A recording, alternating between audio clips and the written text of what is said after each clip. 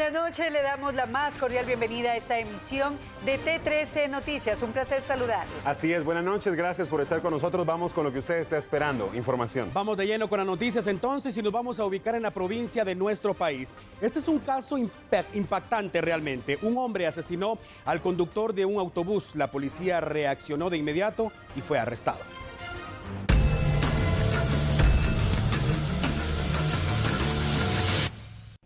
El conductor del autobús extraurbano había salido de la capital y se dirigía hacia Quiché. Más de 15 personas viajaban en la unidad cuando ocurrió el atentado. El ataque fue contra el piloto, quien murió en el sitio. Edilson René Acuta era su nombre, tenía 36 años y era originario de la aldea Hierbabuena, Zaragoza, Chimaltenango. El responsable de asesinarlo viajaba como pasajero, según la versión que el ayudante brindó a la Policía Nacional Civil. El sicario abordó el autobús en San Lucas, Zacatepeques, y en el kilómetro 52 de la ruta interamericana, jurisdicción del Tejar, Chimaltenango, se levantó de su asiento, sacó un arma de fuego y disparó contra el piloto. Tanto el ayudante como algunos pasajeros describieron las características del sujeto. En poco tiempo, la policía logró resultados positivos. A escasos kilómetros de donde ocurrió el atentado, arrestaron a Carlos Gabriel García Jerez, de 18 años. Tenía en su poder un arma de fuego que se supone utilizó para ejecutar al piloto. La única hipótesis que se maneja hasta el momento es que la víctima se negó a pagar la extorsión y que por esa causa fue acribillado a balazos. Las fuerzas de seguridad, con el apoyo de Estados Unidos, realizaron operativos a gran escala en diversos puntos del país en busca de traficantes de personas. Después de las investigaciones del Ministerio Público, Policía Nacional Civil y del Sistema del Departamento de Seguridad Nacional de Estados Unidos, este día se efectuaron allanamientos en Jalapa, San Marcos, Quetzaltenango y la capital guatemalteca, permitiendo la captura de 9 personas que aparentemente integraban una estructura criminal denominada Los Mérida. Se informó que esta estructura se dedicaba al tráfico de personas provenientes de Ecuador, Centroamérica y Cuba, las cuales pagaban hasta $12,000, cerca de 120,000 quetzales, para entrar a Estados Unidos. La investigación señala que la forma de operar era que albergaban a los inmigrantes en casas situadas en Guatemala. Entre las capturas, destaca la de Lidia Fausta Mérida López, señalada de ser la supuesta líder de la organización delincuencial. La Fiscalía de Trata de Personas del Ministerio Público estima que la estructura criminal Mérida tenía por lo menos una década de operar. Y en la zona 7 capitalina, el piloto de un mototaxi perdió la vida por supuestamente negarse a pagar la extorsión.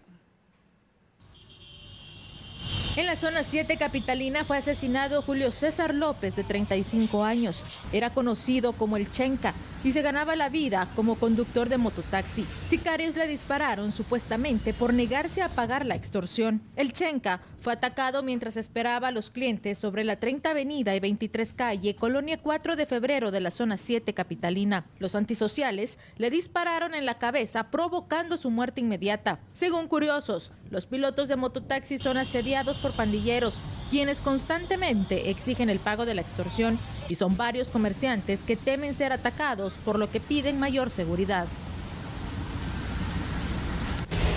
Noche de miércoles, una jornada de lluvia en la capital guatemalteca, municipios aledaños. ¿Qué es lo que está ocurriendo en Guatemala en cuanto a las condiciones del clima y qué se tiene previsto para el resto de la semana? Las dos preguntas para el experto en el tema, Eric de Paz. Buenas noches, bienvenido. Gracias, Alan Alfaro. Muy buenas noches, amigos de T13 Noticias. Muy oportuna la situación, ya que desde hace algunos días el servicio de pronósticos ha estado monitoreando sistemas de baja presión en la costa del Océano Pacífico. Uno de ellos ya ingresó a la región de Nicaragua y Honduras y genera lluvias fuertes en la región de Honduras y la parte norte de El Salvador, como podemos observar. Pero el que particularmente debemos prestarle atención es un sistema de baja presión que se traduce en lluvias, como vemos en esta imagen, que está afectando directamente la costa de México, pero que por su ángulo de desplazamiento se estaría acercando a las costas del suroccidente de Guatemala, entiéndase Champerico, Riperleu, San Marcos, la zona de montaña entre Quetzaltenango y Huehuetenango. Entonces debemos estar al tanto de lo que pueda ocurrir en las próximas horas, los próximos días. Se anticipan varios días de mucha humedad, porque lo que vemos en estas imágenes fácilmente podemos detectar que hay mucha actividad focalizada en la costa del Pacífico, en la parte sur de Guatemala, y que su avance lento y debido a las condiciones se fortalece, estas zonas tienden a extenderse por más tiempo. Otro aspecto importante es que, como ya conocemos el entorno donde vivimos, zonas que suelen ser afectadas por lluvias fuertes, a su vez provocan crecidas y desbordamientos en los afluentes. Y en esta zona del suroccidente, la región montañosa, pues tiene el riesgo de derrumbes y, como ya ocurrió aquí en la ciudad capital, los lahares derivados de la acumulación de lluvia en las zonas de los cráteres de volcanes y montañas. Así es que, amigos de T13 Noticias, por favor estemos al tanto de la evolución de este fenómeno que está en la costa del Pacífico de México, en la zona de Tehuantepec, pero que se acerca por deriva a la zona suroccidental de Guatemala.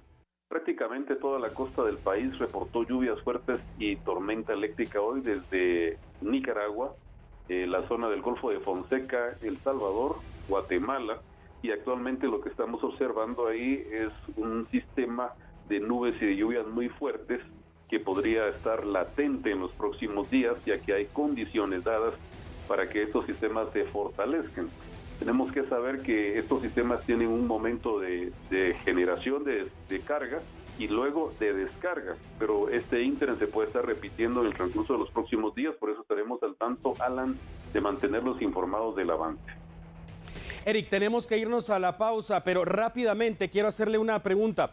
Hace exactamente 9 años estábamos hablando en Guatemala del azote de la tormenta tropical Ágata. 9 años más tarde, ¿es prematuro todavía hablar de una amenaza como tal para este invierno 2019? Como explicó César George, habían ciertas condiciones muy particulares cuando se dio Ágata y se han dado los anteriores, pero en este caso, Alan, hay un sistema de baja presión muy grande y muy fuerte en la zona que le va a dar un cariz muy particular a lluvias ocasionadas o originadas desde el Océano Pacífico. Como vemos en estas imágenes, la rotación de los sistemas les da mucho potencial por su propio origen y características para que hayan nublados, lluvias y tormentas eléctricas particularmente orientadas desde la costa del Pacífico de Guatemala hacia el altiplano occidental. Por eso hay que tener mucha precaución. Y estar siempre atento a la información oficial, por favor, recuerde, aquí lo va a encontrar siempre en T13 Noticias. Eric de Paz, el experto en el clima. Con esto vamos a nuestra primera pausa, por favor no cambie, son apenas unos minutos y ya volvemos. Estamos de regreso y lo hacemos con buenas noticias, ya que esta es la oportunidad que tenemos para inscribirnos en el Diplomado de Radio y Televisión. Vamos a iniciar el próximo 22 de junio. La información completa usted la puede adquirir al número telefónico 2410-3040, la extensión 11431. También nos puede escribir al correo electrónico diplomado-radio-y-tv@canal3.com.gt. Repetimos, próximo 22 de junio damos inicio, así que le estaremos esperando. Y vamos ahora con más información. Empresarios de Tabasco, Campeche, Chiapas y Quintana Roo buscan concretar nuevos negocios con Guatemala. Para ello, durante un foro se evidenció el potencial económico de ambas naciones. Estados del sureste de México están interesados en incrementar sus inversiones en Guatemala, en áreas de comercio, servicios, alimentos, turismo, entre otros sectores. Bueno, hoy los estados que estamos aquí representando a nuestro país, que saludo desde luego a Chiapas, Campeche, Tabasco, colindamos de manera estratégica con Guatemala.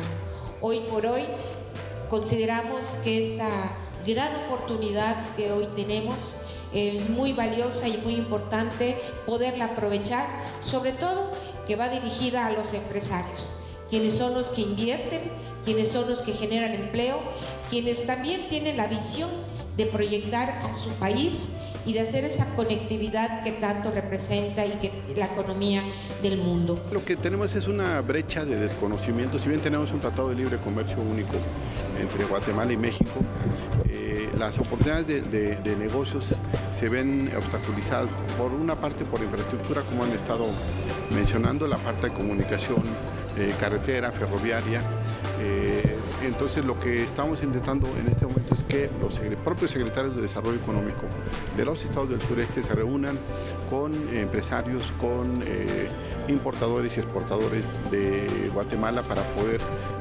abrir las oportunidades que se requieren para más comercio y más inversión. Se va a propiciar también la inversión, la atracción de inversiones hacia Guatemala. Tenemos más de 150 empresas que producen, que crean empleo, que traen inversión, producen beneficios a Guatemala, y con estas acciones pensamos que traeremos más inversión para Guatemala, que es estrictamente necesaria para tener un buen desarrollo económico en el país y en las dos regiones. Por aparte, autoridades de economía indicaron que existen diversas conversaciones con empresas mexicanas que buscan instalarse en el país. Con las autoridades mexicanas, yo acabo de estar de hecho en México hace cuestión de 10-15 días, dialogando con diferentes autoridades, secretarios y subsecretarios del nuevo gobierno mexicano para ver cómo podemos incrementar ese intercambio comercial que tenemos actualmente en Guatemala. En esta oportunidad pues hemos invitado a 4 secretarios, pero son 5 representantes de 5 estados del sur de México, con los cuales tenemos relación directa, y obviamente para presentarles qué tenemos en Guatemala, qué proyectos tenemos para que puedan venir a invertir. En 2018 las exportaciones de Guatemala hacia México alcanzaron los 506 millones de dólares, equivalente a 3.870 millones de quetzales, mientras que las importaciones al cambio en moneda nacional sumaron más de 16.000 millones.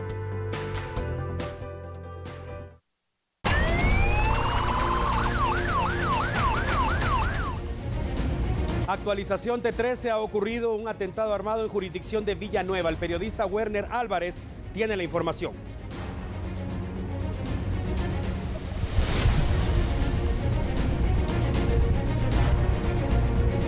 Gracias, Alan, por el cambio. Nosotros estamos exactamente en la zona 12 de Villanueva, en el Mezquital, donde hace unas horas se produjo un ataque armado. Pero para ampliar esta información está con nosotros el vocero del Cuerpo de Bomberos Municipales, Josvin, para que nos comente sobre este hecho.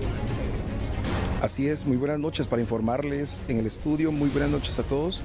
Bomberos Municipales acudimos a un hecho armado en el sector 1, lote 2, Manzana H, del Éxodo Mezquital, zona 12 de Villanueva.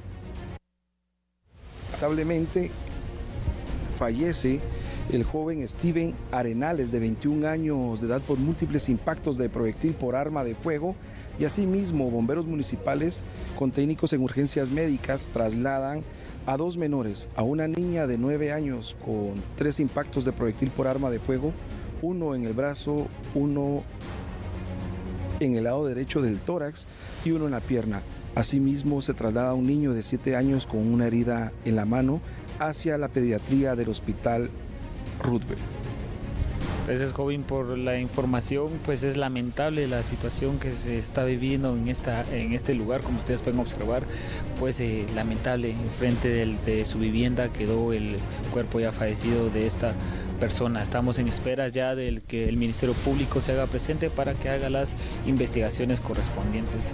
Con esta información regreso, Alan, contigo. Buenas noches. La información entonces respecto a este atentado armado que ha ocurrido recientemente en la zona 12 de Villanueva. El Ministerio Público y la Policía Nacional Civil ya iniciaron con las investigaciones. Continuamos con más.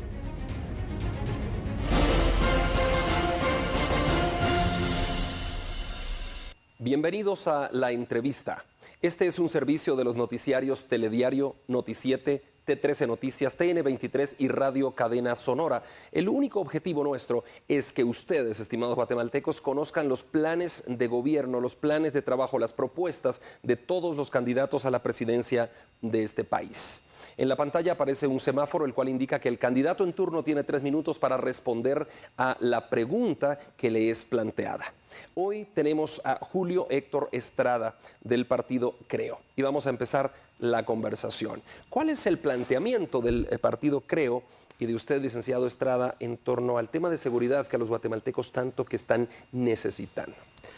Banderín, muy buenas noches, mucho gusto saludar a la audiencia de canales nacionales. Tenemos que entrar de frente con el gran flagelo que afecta al guatemalteco común y corriente, que es las extorsiones.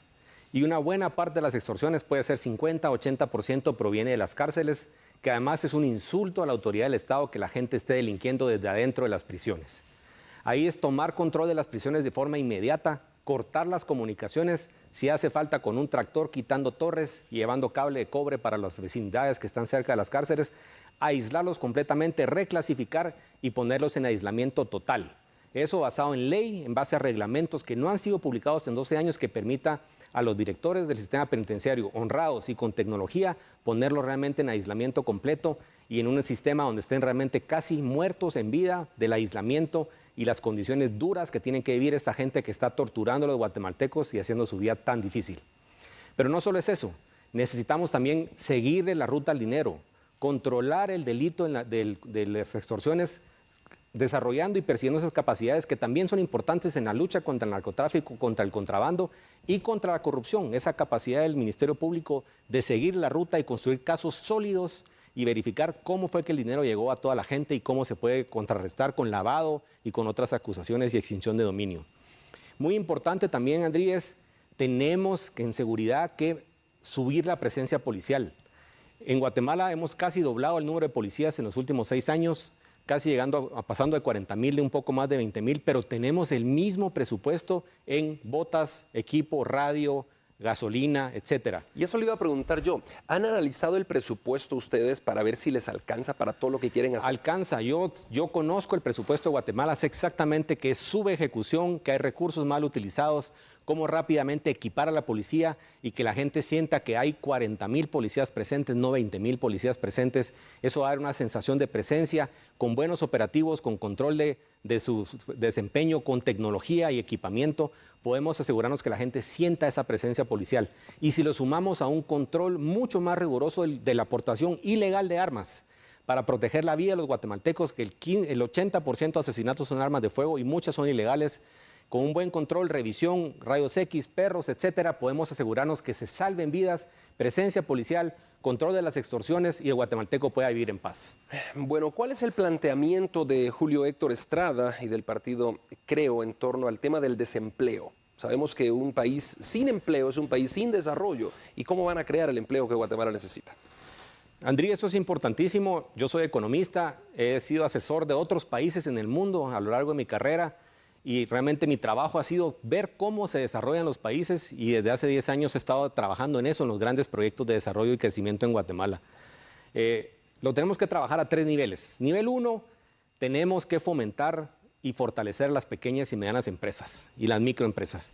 Ahí tenemos la historia que vimos recientemente, vivimos a doña Alicia en Huehuetenango, tiene una cocina y vende 400 almuerzos en el mercado de Huehuetenango.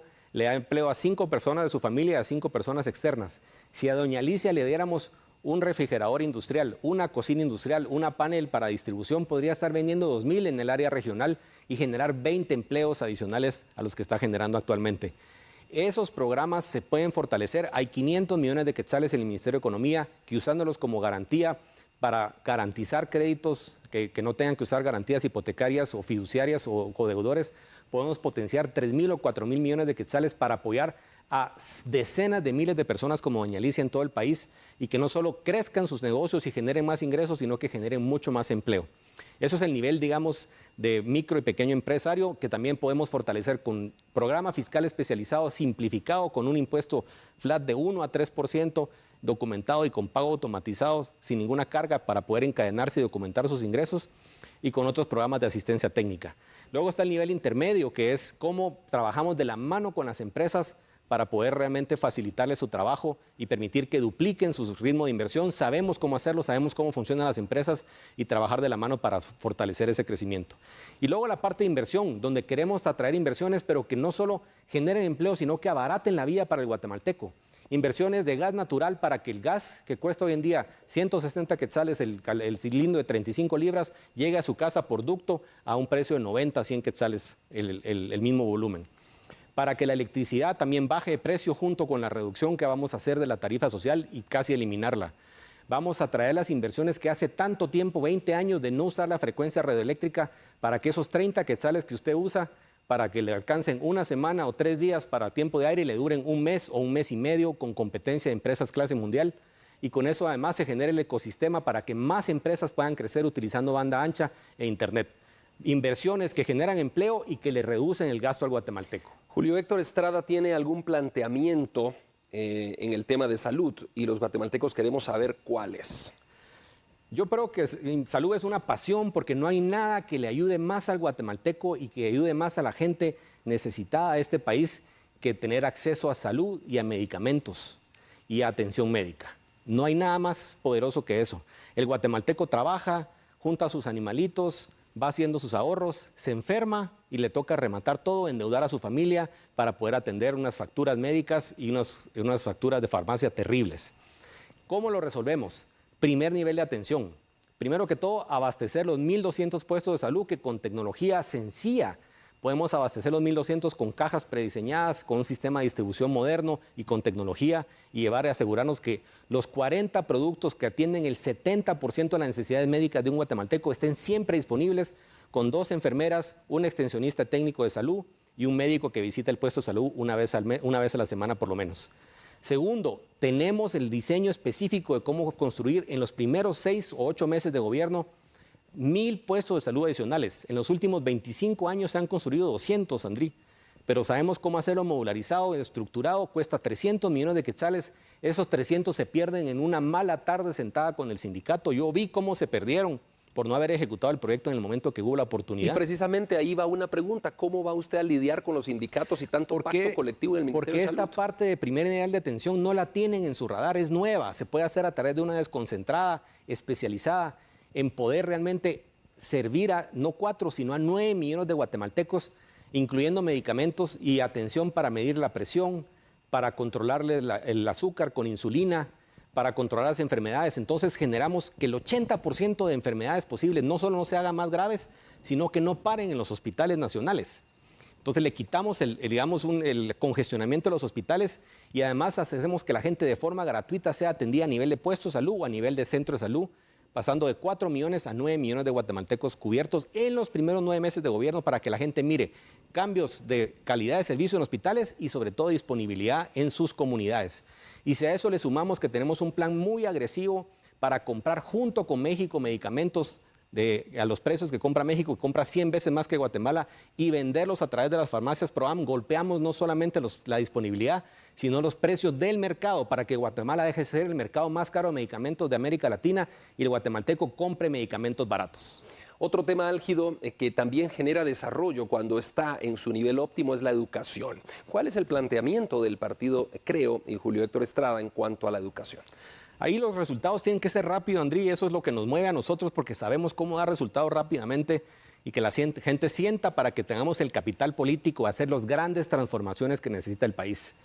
Para mí el sueño es alcanzar un sistema educativo donde haya pasión por aprender, que eso es lo que saque. Yo no sé si sabías, pero la principal razón por la que la gente abandona la escuela en Guatemala, está medido, es porque siente que ya no tiene nada que aprender, que ya hizo lo que tenía que hacer y la abandona en tercero primaria, en sexto primaria, porque no estamos logrando motivar a la juventud a quedarse en el sistema educativo público y la calidad es mala. Cambios de calidad importantes de percepción. Uno, que estén los programas de apoyo disponibles en el primer de enero.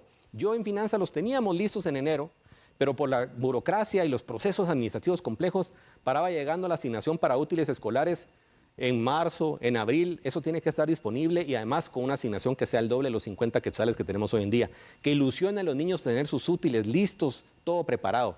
También empoderando a los padres de familia. El programa que permite que los padres manejen los remozamientos escolares con una inversión de 50,000 quetzales de un solo y 5,000 quetzales anuales ha sido un éxito rotundo porque los padres mismos hacen que rinda el dinero y hacen reparación de techos, pisos, baños, etcétera. Y eso transforma y empodera y encima darles más poder para tener supervisión de los maestros combinado con el Sistema Nacional de Acompañamiento Educativo que está en ciernes, solo tiene 68 municipios y alcanza únicamente primero primaria, pero es un sistema donde de 400 deberíamos tener 4,000 supervisores que son acompañamientos de pedagogía, supervisores y que miden con un sistema electrónico que se puede automatizar cuál es el desempeño que van alcanzando los niños a lo largo de su función educativa. Entonces vamos a ver cambios en calidad visibles porque hay supervisión. A la sombra del amo crece la milpa, Andrí, y si no supervisamos, no estamos hablando de pago por desempeño, simple y sencillamente medirse, que el de la sección A diga yo voy por 60% del programa y desempeño escolar y el de la B diga va por 85% y él diga ¿qué me pasa? Que el otro va mejor que yo. Y si a eso nos permite meternos a los cambios importantes, ya nos metemos a un cambio de pensum que vaya dirigido a hacer ejercicios prácticos, proyectos, aprendizaje contextual, donde la educación sea resolver problemas, resolver proyectos, aplicar, y entonces desarrollemos esa capacidad de la voluntad de crecer. Y como yo he platicado mucho con el doctor Zuber, con quien compartimos algunas experiencias, una formación de educación secundaria vocacional orientada al empleo y al trabajo que la gente va a obtener al salir de su escuela. Julio Héctor Estrada, del partido Creo, está haciendo su planteamiento y a grandes rasgos, dándonos a conocer su plan de trabajo. Tiene 3 minutos para despedirse del pueblo de Guatemala y para mandar un mensaje a la población. Aquí está su cámara, por favor. Mi nombre es Julio Héctor Estrada, tengo 44 años, soy esposo de Corín desde hace 16 años y papá de Santino y Camilo, que tienen 10 y 14. A lo largo de mi vida tuve la oportunidad de vivir fuera y estar casi una década asesorando países, empresas en cómo generar crecimiento y desarrollo económico. Y tenemos una propuesta en el partido Creo con un equipo que comienza a construirse con mi vicepresidenta, una mujer de enjundia, de trabajo, que ha sido líder regional en hacer crecer grandes proyectos de desarrollo en la parte privada y con gran potencial de implementación. Ofrecemos enfocarnos en lo que a usted más le importa, que es que el dinero le alcance para más, para que usted pueda hacer su vida y traer prosperidad a su familia. Uno, aumentando los ingresos con programas muy concretos y muy definidos de cómo generar más empleo, más ingresos y además más ingresos dentro de las mismas empresas y empleos y capacitación técnica. Segundo, reduciendo lo que la política le cuesta a usted, la mala política, el costo de la política, bajando los precios de la electricidad, bajando los precios del gas, bajando los precios de la salud, que usted no tenga que desembolsar de su bolsa, bajando los precios del transporte. No, usted no sabe, pero el 30% de los costos de lo que usted compra en el mercado es transporte. Y si logramos eficientar carreteras, atraer las inversiones correctas que tenemos listas en infraestructura, en grandes proyectos de tren, de transporte, de alianzas público-privadas, eso se puede bajar a un 15% con ordenamiento de carreteras.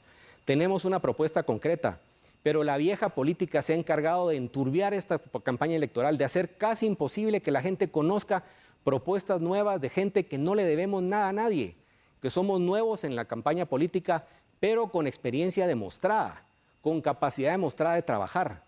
Necesitamos de su apoyo, que nos ayude, que nos conozca, que verifique nuestras hojas de vida. Uno puede falsificar y ofrecer 1000 cosas de promesas, pero yo le pido que vea la coherencia de gente que en lo privado, en sus familias, cuando ha tenido la oportunidad de ser funcionario público, siempre ha demostrado que hace las cosas bien, que forma equipos de trabajo, que consigue resultados. Eso es la propuesta del partido Creo en el Congreso, en el Ejecutivo y lo que proponemos como equipo. Y esta es la oportunidad que tenemos de derrumbar a esa vieja política. De una vez se está tambaleando, pero necesitamos su apoyo. No podemos seguir improvisando. Necesitamos gente capaz, gente buena, gente que ha demostrado con su trabajo para que pueda realmente hacer que lo bueno alcance para todos. Hoy tuvimos al candidato del partido Creo, Julio Héctor Estrada. Por favor, continúe con nosotros. Ya volvemos. Hacemos una breve pausa.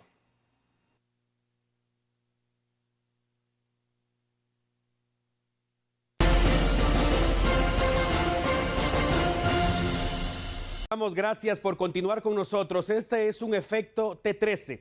Ayer publicamos la historia de una mujer que estaba desaparecida. Afortunadamente, gracias a Dios y a nuestros televidentes, esta noche duerme en su hogar una vez más. Desaparecidos. Ayer le presentamos la historia de Delfina Osoy, una mujer de 83 años desaparecida el 3 de mayo en la colonia Santa Bárbara, kilómetro 15 ruta al Atlántico, en la zona 18. Desde el día que fue vista por última vez, su esposo, Delfino Mejía, la estuvo buscando noche y día con esperanza de encontrarla con vida, y sus súplicas se hicieron realidad. Angustiado y desesperado, buscó la ayuda en T13 Noticias para que la información fuera divulgada, y las mismas noches de su publicación, una psicóloga del Hospital de Salud Mental, fiel televidente a este noticiario, la reconoció porque en su oportunidad allí fue llevada para un examen psicológico y rápidamente se puso en contacto con representantes de la PGN, quienes la tenían ubicada en una casa hogar. La mañana de este miércoles contactaron al esposo y llevaron nuevamente a doña Delfina al seno de su hogar. Las coincidencias y los milagros pueden ocurrir. Este fue el segmento Desaparecidos y su efecto T13. Desaparecidos. Y en otro tema, más de 100 allanamientos fueron realizados en varios departamentos del país, logrando la captura de 60 personas vinculadas a la extorsión y el sicariato. 60 personas fueron detenidas por las fuerzas de seguridad, señaladas de dedicarse al cobro de extorsión en varios departamentos. Más de 100 allanamientos fueron efectuados en Guatemala, Escuintla, Chimaltenango, Santa Rosa y Zacapa. La policía asegura que logró desarticular bandas criminales de la Mara 18, Salvatrucha e imitadores. La forma de operar de los imitadores era llamar a sus víctimas al azar, aunque en su mayoría eran comerciantes. Se hacen pasar por grupos conocidos de narcotráfico o ser de pandillas, aunque en algunos casos se identifican como agentes de la PNC. Las amenazas no son únicamente telefónicas, también son por medio de mensajes de WhatsApp, de texto o intimidación en persona.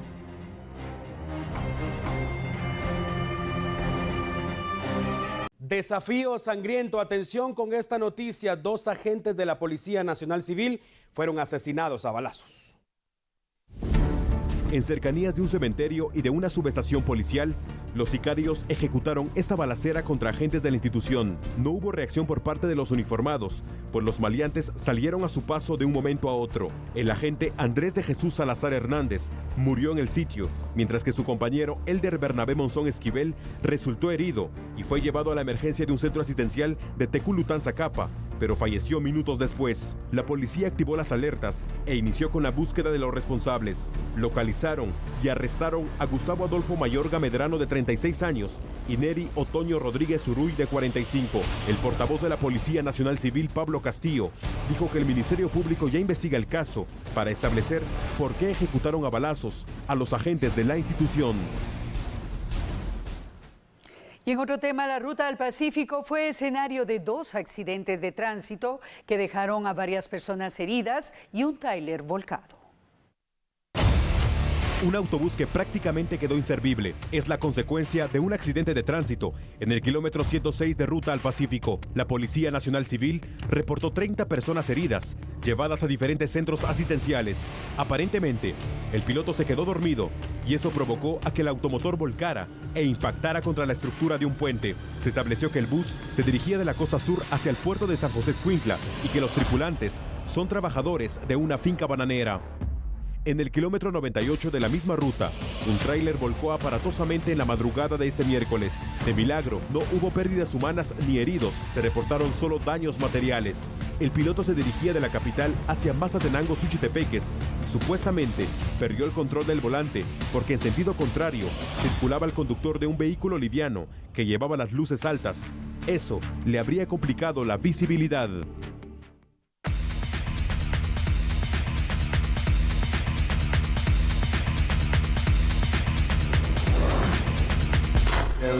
¿Qué tal? ¿Cómo están? Buenas noches, es momento de los deportes. Comenzamos hablando del deporte nacional. Comunicaciones hoy fue noticia y es que dio a conocer en horas de la tarde algo que desde hace algunas semanas se venía manejando: la llegada del señor Juan García a la dirigencia de la institución blanca. Él llegará a tomar la posición o el puesto que dejó Pedro Portilla, que estuvo al frente del equipo blanco durante 9 años. En la misma conferencia a la prensa en donde fue presentado Juan Leonel García, también se hizo la presentación del hombre que vemos en pantalla. Él es Mauricio Antonio Tapia, el Mago Tapia, que ahora es el nuevo entrenador del equipo de Comunicaciones. Tapia estuvo al frente del plantel de Antigua Guatemala, pasó un lapso de 6 meses sin dirigir y Tapia consiguió los 3 de los 4 títulos que tiene el plantel Panza Verde en la temporada 2015, 2016 y 2017. Ahora ya Comunicaciones ha dado a conocer entonces a su nuevo presidente, a su nuevo técnico, y se espera que en las próximas horas se den noticias en cuanto a altas y bajas en el tema de futbolistas, la llegada de algunos jugadores que podrían ocupar espacios dejados por los que salgan de la institución blanca. Pasamos a hablar de otros deportes y es que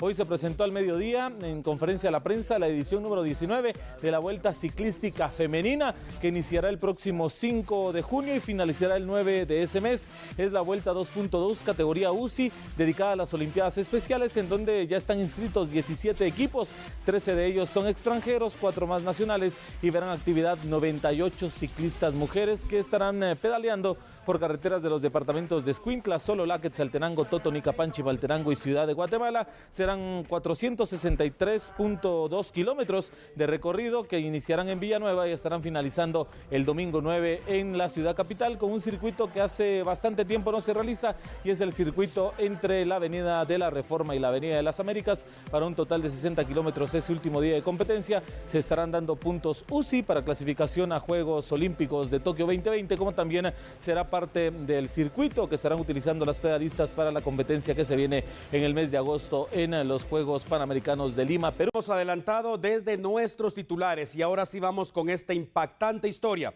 Atención, porque se trata de otro caso de parricidio.